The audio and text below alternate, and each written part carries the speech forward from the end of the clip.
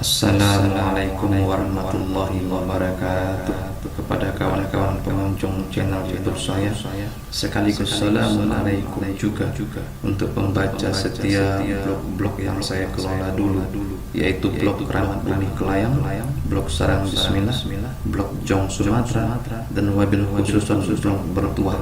Semoga selalu Allah rahmati dengan kesehatan, keberkahan rezeki bersama keluarga dimanapun berada saat ini. Amin amin ya mujibul wujud. Kawan-kawan yang sangat saya hormati, dalam upload kali ini izinkan saya mencoba bercerita mengenai batin Bismillahirrahmanirrahim. Kita kerap mendengar kalimat zohir dan batin kan, ketika memasuki bulan suci Ramadan. Secara harfiah, dua kalimat ini tidak pernah kita kaji secara mendalam, selain hanya bermakna fisik dan non-fisik saja. Atau jasad yang tampak ini dikenal sebagai nan zohir, dan jasad yang halus kita kenal sebagai nan batin. Begitu juga dengan ayat-ayat suci dalam Al-Quran yang tertulis atau yang tersurat, itu adalah bentuk fisik atau zohirnya, dan yang tersirat atau bentuk halusnya adalah yang batin. Yang zohir itu luasnya hanya sejauh jangkauan pandangan mata, namun yang batin luasnya seluas-luas mata memandang, sampai tak terpandang lagi dan hanya bisa terbayang. Maka seluas itulah nan batin tersebut.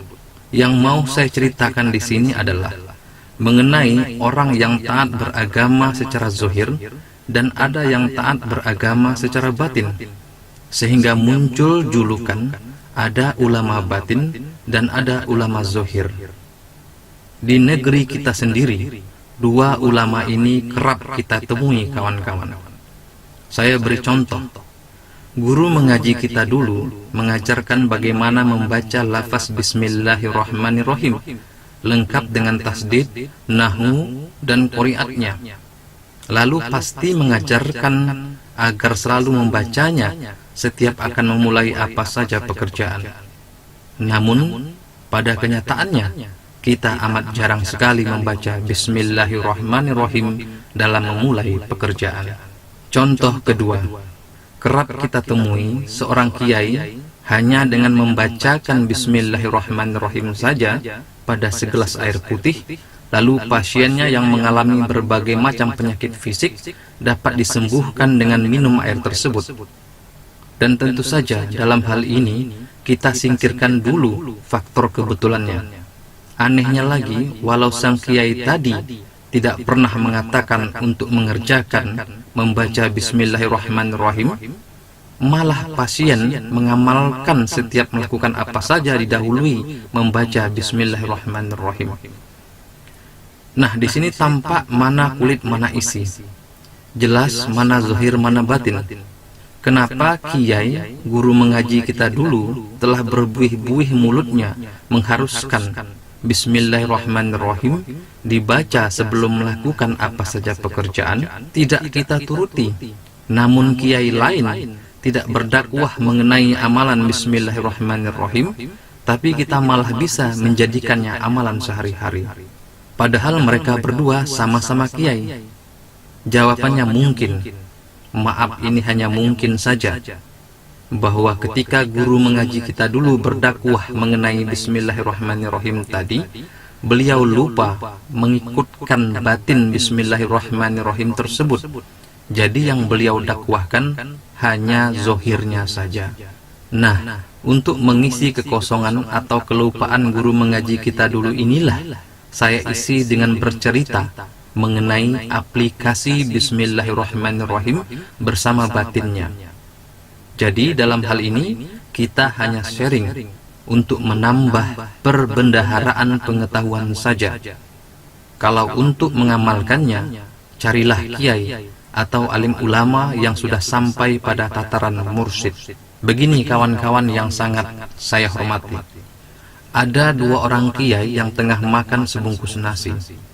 Kiai yang pertama, saat akan menyuap nasi ke mulutnya, tentu saja dia membaca lafaz Bismillahirrahmanirrahim. dan kiai kedua pun juga pasti begitu.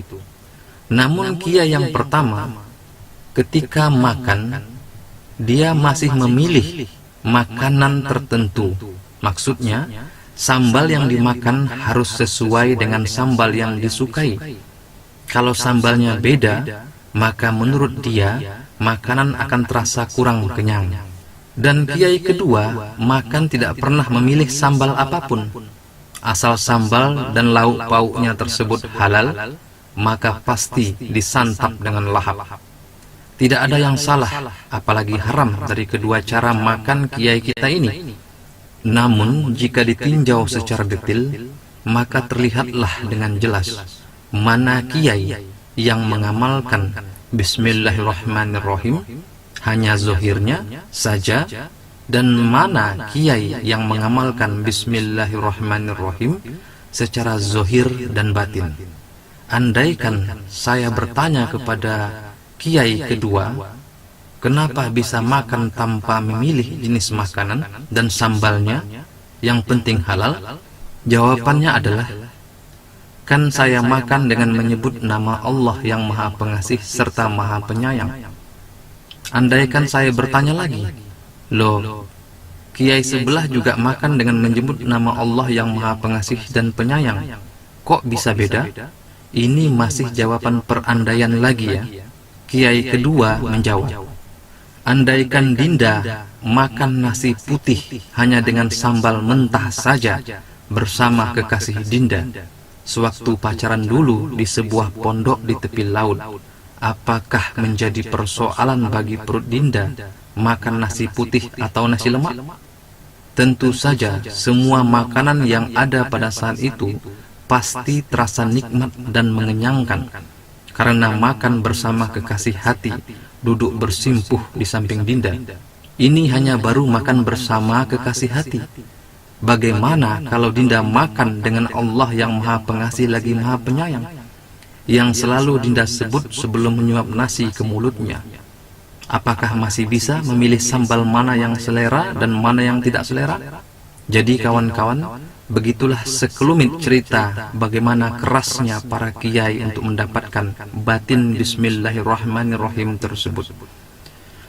Sebuah aplikasi yang terlihat sepele, namun berat dikerjakan oleh orang-orang zaman sekarang. Namun hasil tidak pernah mengingkari usaha. Sesiapa yang sudah mendapatkan zohir dan batinnya Bismillahirrahmanirrahim, sekali hembus bisa jadi obat yang mujarab. Hembusan kedua, orang jahiliyah bisa bertaubat. Semoga sharing kita dalam video ini bisa melapangkan perasaan kawan-kawan yang tengah di lockdown di rumah masing-masing. Assalamualaikum warahmatullahi wabarakatuh.